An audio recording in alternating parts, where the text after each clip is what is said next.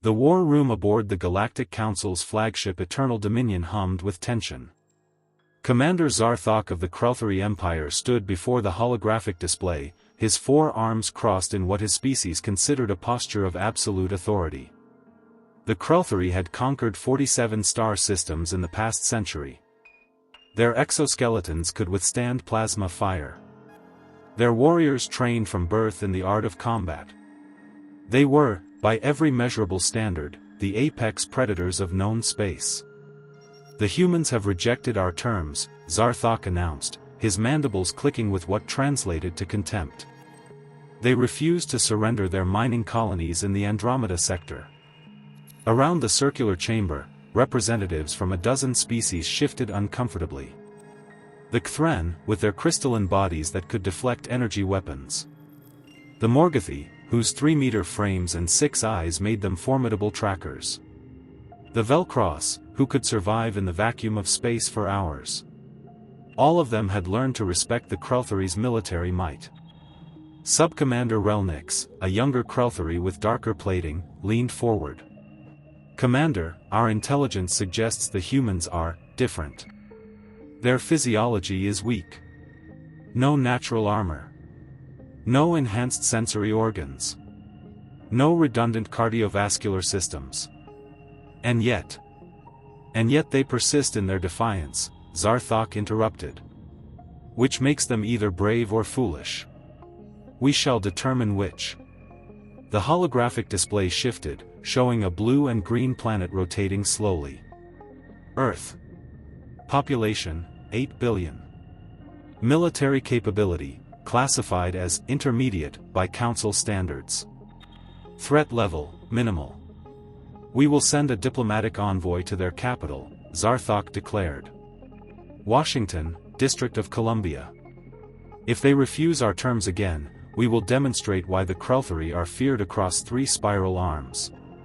3 days later, in Washington, D.C., the sky above the National Mall split open with brilliant light. The Krelthari diplomatic vessel descended, its obsidian hull reflecting the autumn sun. Crowds gathered behind hastily erected barriers, smartphones raised, capturing humanity's first real-time encounter with an alien civilization. Captain Sarah Mitchell of the United States Space Force stood at attention near the landing zone, her dress uniform crisp despite the unseasonable warmth. Beside her, Dr. James Chen from the State Department adjusted his tablet nervously. "Remember the protocol," Chen whispered. "We maintain respect, show no fear, and under no circumstances do we." The vessel's door hissed open. Zarthok emerged first, his 12-foot frame casting a long shadow. His armor gleamed, ceremonial but functional. Behind him, 6 Krelthari warriors followed in formation, their plasma rifles held at rest but visible. The crowd gasped. Some screamed.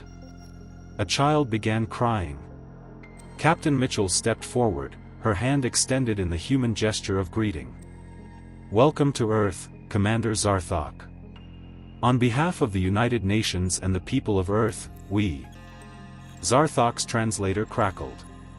"Your pleasantries are unnecessary, human. We are here to discuss your compliance with Council Resolution 7749.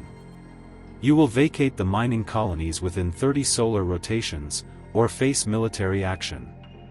Mitchell's jaw tightened, but she maintained composure. "Commander, those colonies house over 15,000 civilians. Families. Children. We need more time to..." "Time is not a resource we grant to inferior species," Zarthok cut her off. His mandibles clicked rapidly, a sign Chen's cultural database identified as aggressive dominance display. "You have seen recordings of our capabilities. The Krelthari do not negotiate. We dictate terms." It was then that Dr. Chen noticed it first. A sound rippling through the crowd behind the barriers. Not screaming. Not panic. Something else entirely. Laughter. It started with a teenage boy near the front, pointing at one of the Krelthari warriors whose ceremonial plume had caught in the ship's doorway. The warrior struggled briefly, mandibles clicking in what might have been embarrassment. The boys' laughter was infectious. Within seconds, dozens of people were chuckling. Then hundreds.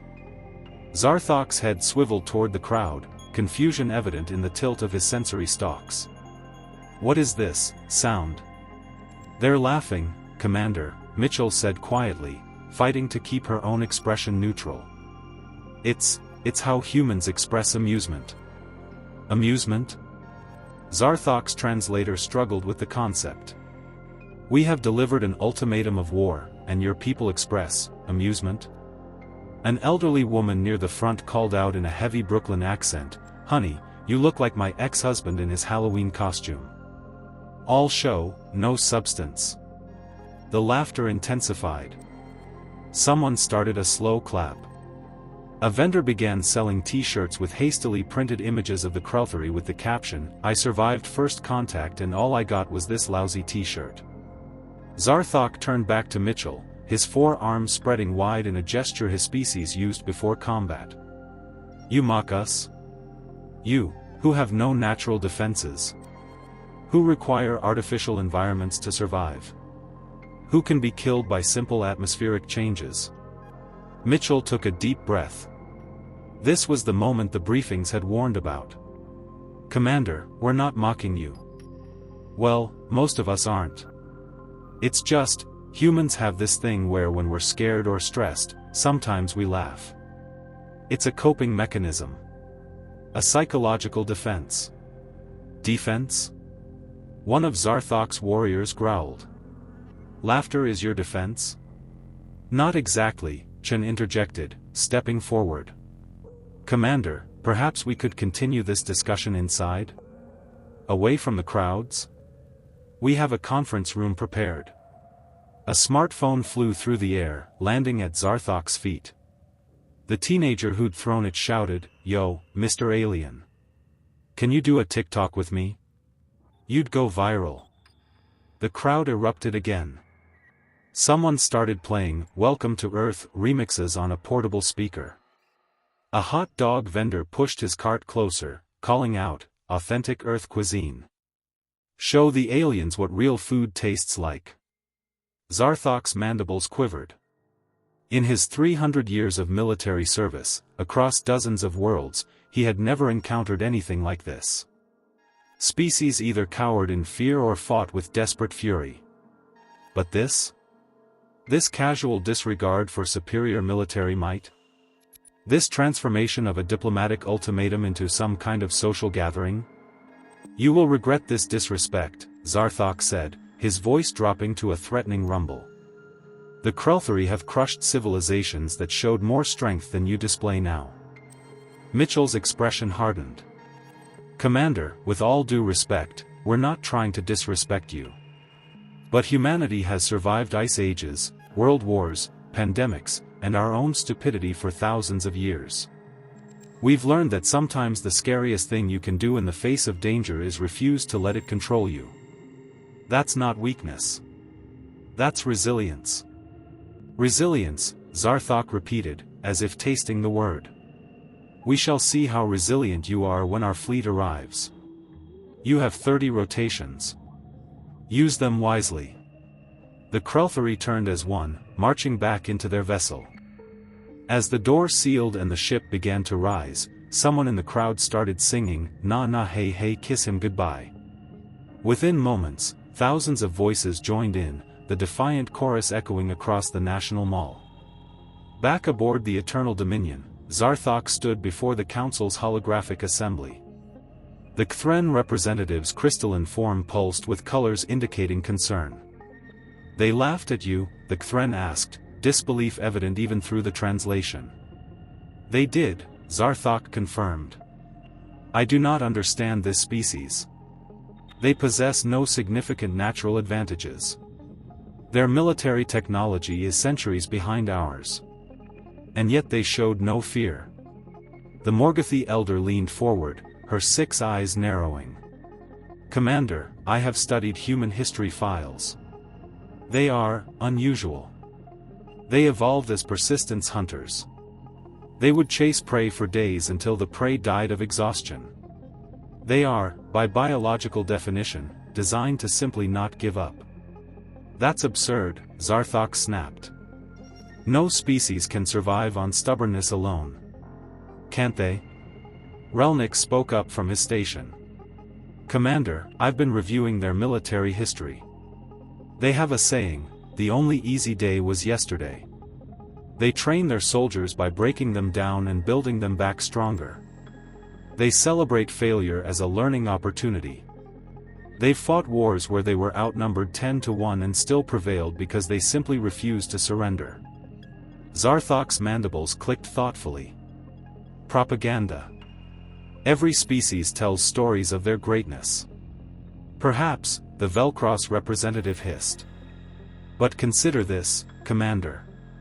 If they do not fear death, if they can laugh in the face of superior force, if their psychological defense mechanism is to mock danger rather than flee from it, what happens when you actually attack them? The question hung in the air of the war room like a toxic cloud. We proceed as planned, Zarthok finally said. Ready the fleet. In 30 rotations, we will see if humans still laugh when their cities burn. But as the council chamber emptied, Zarthok found himself reviewing the footage from Earth again. That sound.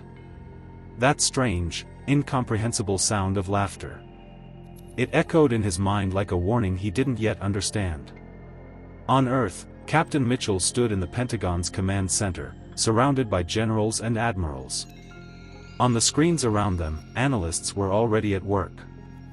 They're serious about this, General Raymond West said, his weathered face grim.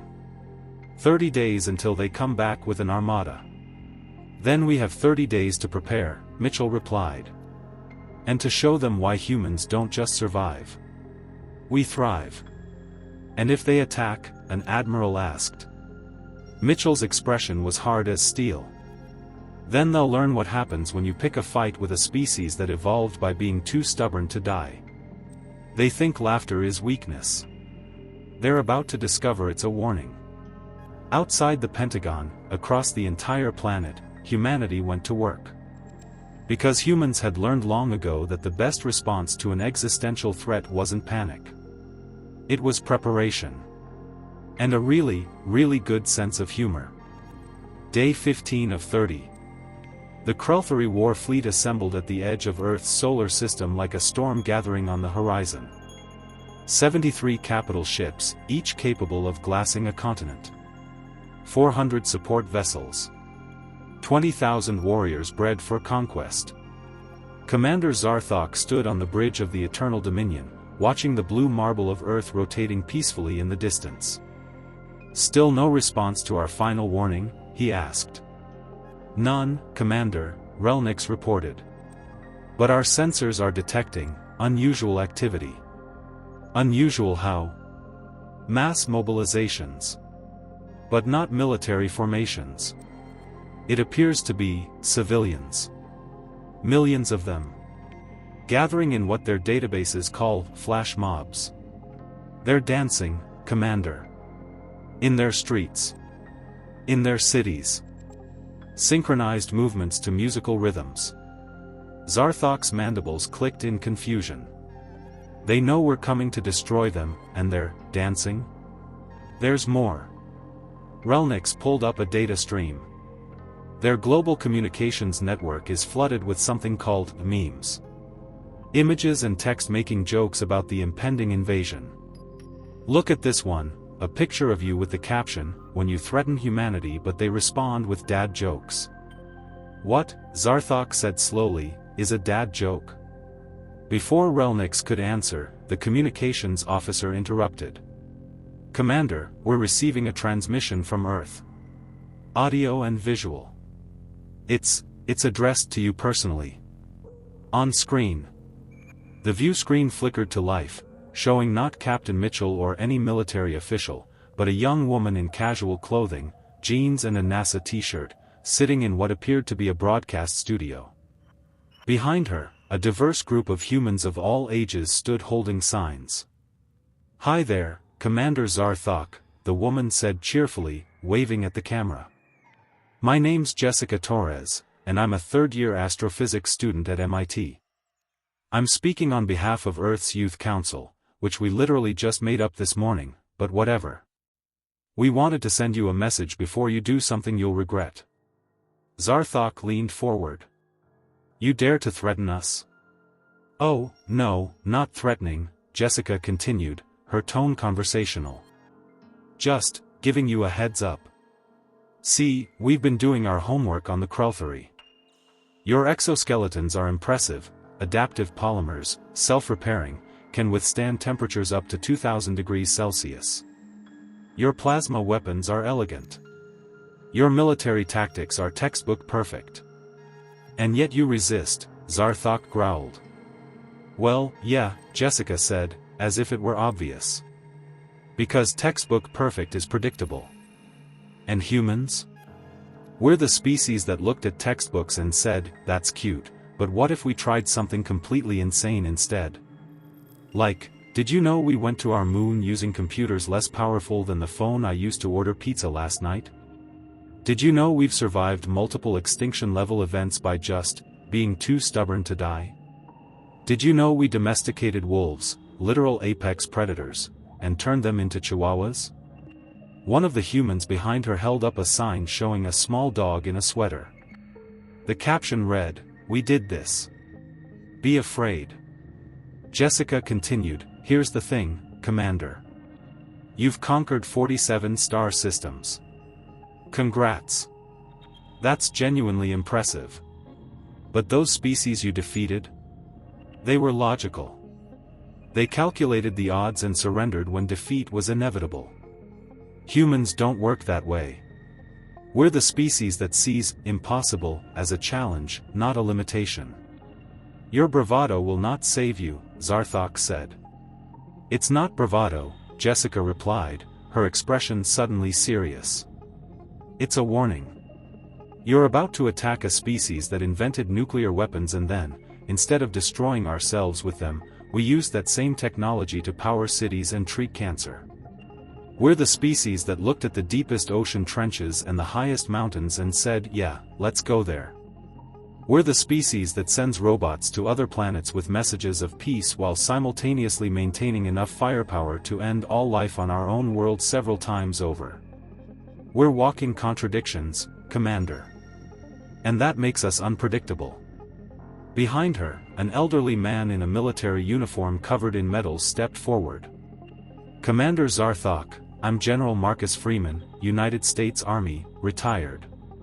Fought in 3 wars. Lost a leg in Afghanistan. He tapped his prosthetic. Here's what I learned, the most dangerous enemy isn't the one with the biggest gun. It's the one who's already decided they're willing to lose everything. Zarthok felt something unfamiliar stirring in his consciousness. Was it doubt? We don't want war, Jessica said softly. We really don't. War is wasteful and tragic and we've had enough of it. But if you attack us? If you force our hand? You need to understand what you're getting into. Because humans don't fight until we can't fight anymore. We fight until the fighting is done. And we remember everything. The transmission ended. The bridge of the Eternal Dominion was silent.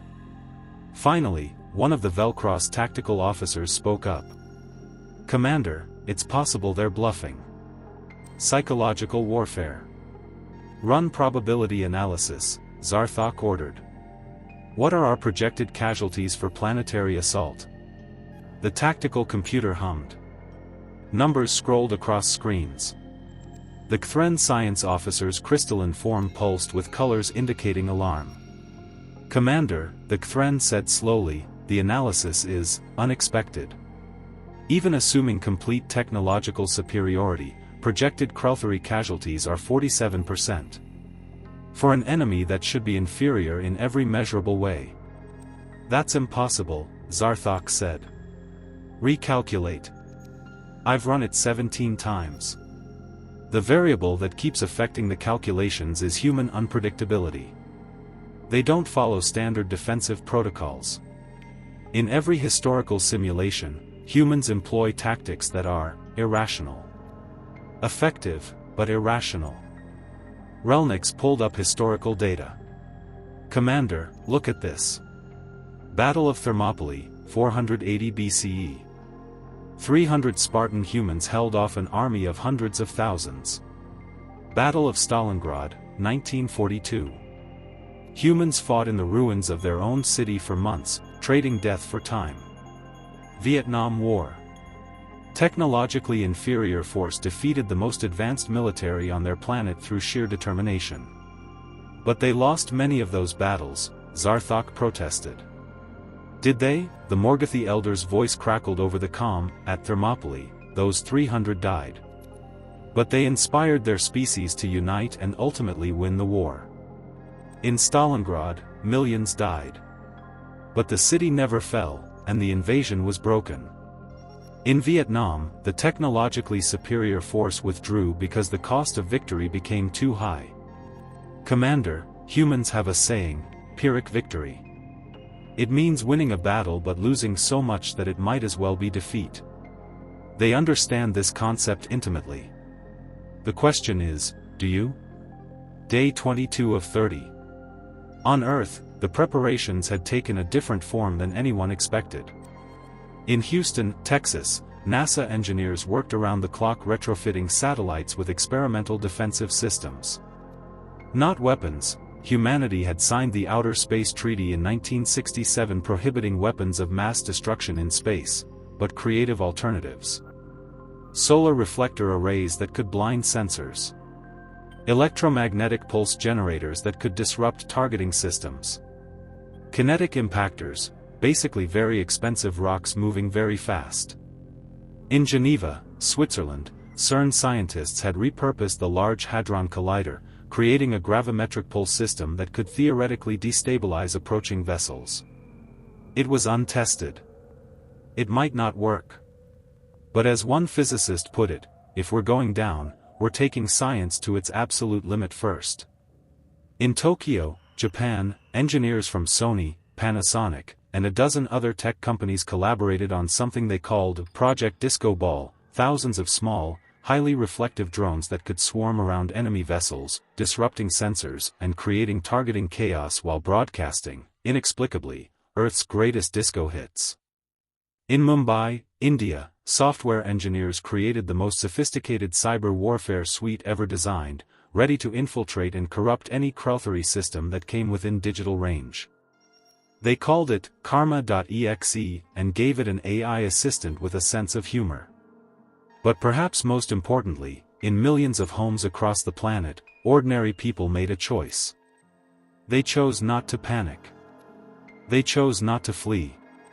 They chose to go to work, kiss their children goodnight, and trust that humanity, messy, chaotic, ridiculous humanity, would find a way.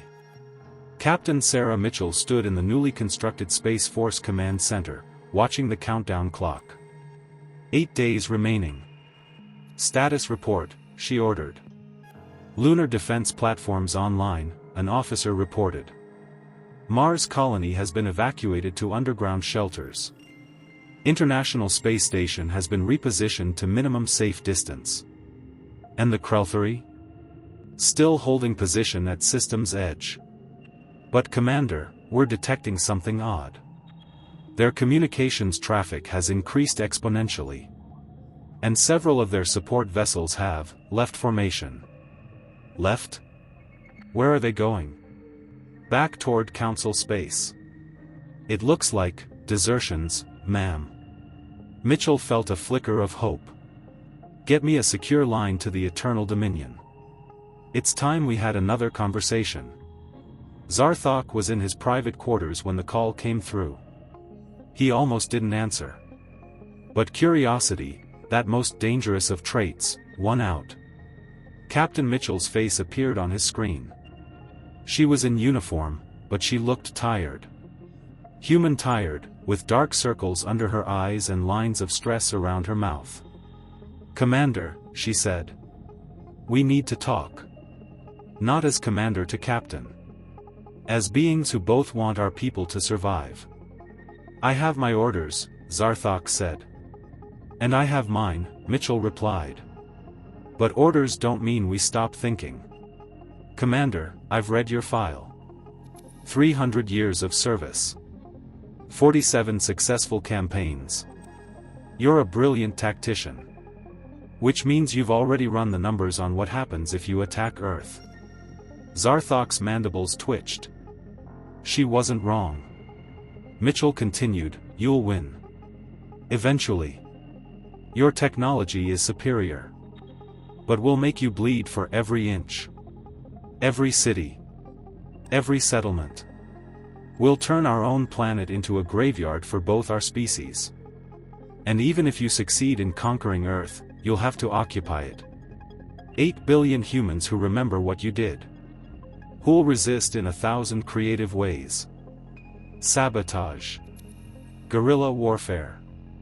Peaceful protests that somehow become more disruptive than violence.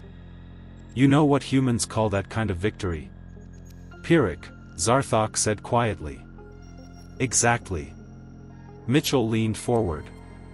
But it doesn't have to be that way. The mining colonies you want? We can negotiate. Time-sharing agreements. Joint operations. The resources are vast enough for both our species.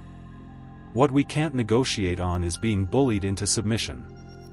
Not because we're prideful, but because history has taught us that surrendering to aggression only invites more aggression. The Council will not accept. Then maybe it's time to reconsider whether the Council's approach is working, Mitchell interrupted. Commander, humanity has been watching your empire for decades through our telescopes and probes. We've seen the pattern. Conquer, occupy, extract, move on. It's efficient. But it's also unsustainable. Eventually, you run out of species willing to be conquered. Or you encounter one that fights back so hard that the cost exceeds the benefit.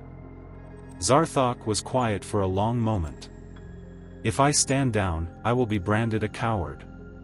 Replaced by someone more willing to see this through. Or, Mitchell said carefully, you'll be the commander who pioneered a new approach. Cooperation instead of conquest. Partnership instead of subjugation. The commander who realized that the toughest species isn't the one that can survive anything, it's the one that can adapt to anything. You speak of adaptation, Zarthok said. But what you describe is compromise. Weakness. Is it? Mitchell smiled slightly. Commander, you know what the hardest material on Earth is? Diamond. Strong, rigid, almost indestructible. You know what the most successful material is? Water. It flows, adapts, finds a way through any obstacle. Given enough time, water will carve through diamond. That's not weakness. That's patience. Strategy. The long game. Day 30 of 30. The Crothari fleet moved into attack position. On Earth, alarms sounded. Millions of people moved to designated shelters, but millions more stood in streets and on rooftops, watching the sky. Some prayed. Some sang. Some held hands with strangers. And some, true to human nature, held up signs for the alien fleet to see via satellite. Come at us, bro, and Earth, 1, aliens, 0, and we've survived Mondays, we can survive this. On the bridge of the Eternal Dominion, Zarthok stood before the command console. His finger hovered over the attack authorization control. One press, and the bombardment would begin. Relnik stood beside him. Commander? The fleet awaits your order. Around the bridge, Crothari warriors stood ready. The Kthren observer pulsed with anticipation. The Velcross tactical team monitored targeting solutions. Zarthok thought about Jessica Torres, the young human with her casual clothes and her terrible warnings. He thought about Captain Mitchell and her talk of water and diamonds. He thought about the laughter on that first day, that incomprehensible sound that had echoed in his mind for 30 days. He thought about the 47 species his people had conquered. And he thought about what would be left of the Crothari after they conquered the 48th. Commander? Relnix prompted again. Zarthok's finger moved away from the control. Open a channel to Earth. And to the full Council Assembly. Commander, what are you? That's an order, Sub-Commander. The channel opened. On Earth, the broadcast appeared on every screen. Captain Mitchell's face showed cautious hope. Behind her, General West looked skeptical but attentive. Captain Mitchell, Zarthok began. The Krelthari are the toughest species in known space. Our warriors can survive wounds that would kill lesser beings. Our ships can glass planets. Our will is unbreakable. He paused. But today, I learned something about toughness. True strength isn't just about surviving damage. It's about knowing when fighting causes more damage than it's worth. Gasps erupted on the Council channel. Zarthok continued, humanity is weak by every physical measure. Your bodies are fragile. Your lifespans are short. And yet. His mandibles clicked slowly, thoughtfully. And yet you're still here after countless existential threats. You adapt. You persist. You laugh in the face of destruction. That's not weakness. That's a different kind of strength, one the Council has not encountered before. He straightened to his full height. I propose new terms. A joint mining operation in the Andromeda colonies. Shared resources, shared technology, mutual benefit. And in exchange, humanity shares something far more valuable, your perspective. Your adaptability. Your absurd, irrational, somehow effective approach to problem solving. On Earth, people began to cheer. But Zarthok wasn't finished. And to the Council, I say this, we have built an empire on conquest. It has made us powerful. But power without wisdom is just violence with better equipment. Perhaps it's time the Krelthari, and the entire Council, learned what it means to be truly tough. Not by subjugating others, but by standing beside them. The Council channel exploded with protests. The Kthren representative demanded Zarthok's immediate arrest. The Velcross called for a vote of no confidence. But the Morgothi elder, ancient and wise, spoke over them all. Commander Zarthok is correct. We have made the same mistake for millennia, confusing strength with rigidity. The humans are teaching us that flexibility is strength. Adaptation is power. And sometimes, the bravest thing a warrior can do is choose not to fight. Captain Mitchell's voice came through clearly. Commander, on behalf of Earth and humanity, we accept your proposal. Welcome to the neighborhood. Fair warning, we're loud, we're messy, and we'll probably try to feed you pizza and show you cat videos. But we're also loyal, creative, and we never, ever give up on our friends. Zarthok felt his mandibles form what might have been the Krelthari equivalent of a smile. I look forward to understanding what cat videos are. And to learning more about this species that defeated the toughest warriors in the galaxy, with laughter. 6 months later. The Andromeda joint mining facility hummed with activity. Krelthari and humans worked side by side, combining Krelthari engineering precision with human creative problem solving. The results were exceeding all projections. In the facility's break room, Zarthok found himself sitting across from Jessica Torres, who was now serving as a cultural liaison. She was showing him something on her tablet. So this, she explained, is a cat. And this is a video of a cat knocking things off a table for no reason. And somehow, millions of humans find this entertaining. Zarthok watched the video. Watched the small Earth predator deliberately push objects off a surface, one by one, while staring at what appeared to be its owner. This is absurd. Right? Jessica grinned. That's humanity in a nutshell. We find joy in absurdity. We find humor in chaos. We find hope in impossible situations. It drives more logical species crazy, but it also means we never give up. Because if life is absurd anyway, you might as well laugh and keep fighting.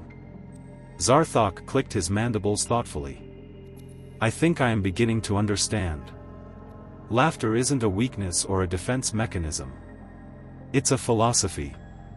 A way of processing a universe that doesn't make sense. Now you're getting it. Jessica pulled up another video. Okay, so this one is a dog who's best friends with a capybara. As Zarthok watched, he heard that sound again. Jessica's laughter. But this time, he understood it. Not as a warning or a mystery, but as an invitation. An invitation to see the universe not as a series of problems to conquer, but as an adventure to experience. Outside the facility, Earth and Crothar ships patrolled together. In the United Nations building, diplomats from both species drafted trade agreements. In laboratories across both worlds, scientists collaborated on projects neither could have completed alone. And somewhere in the cosmos, other species watched and wondered, if humans could change the Crothari, the toughest species alive, what else might they change? Captain Mitchell, now promoted to ambassador, stood before the Galactic Council for the first time. The assembled species regarded her with a mixture of curiosity, respect, and wariness. Members of the Council, she began, humanity comes before you today not as conquerors or supplicants, but as partners. We're not the strongest species.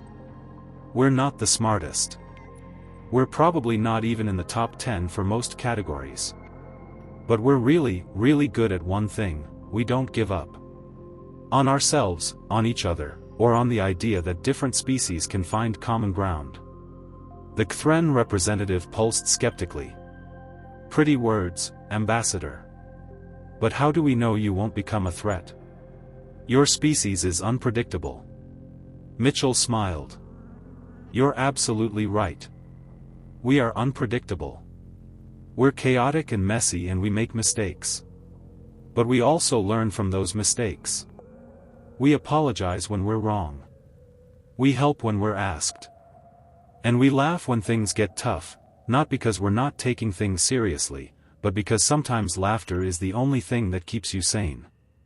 She gestured to Zarthok, who stood beside her. Commander Zarthok took a risk. Instead of following the old playbook of conquest, he tried something new: cooperation.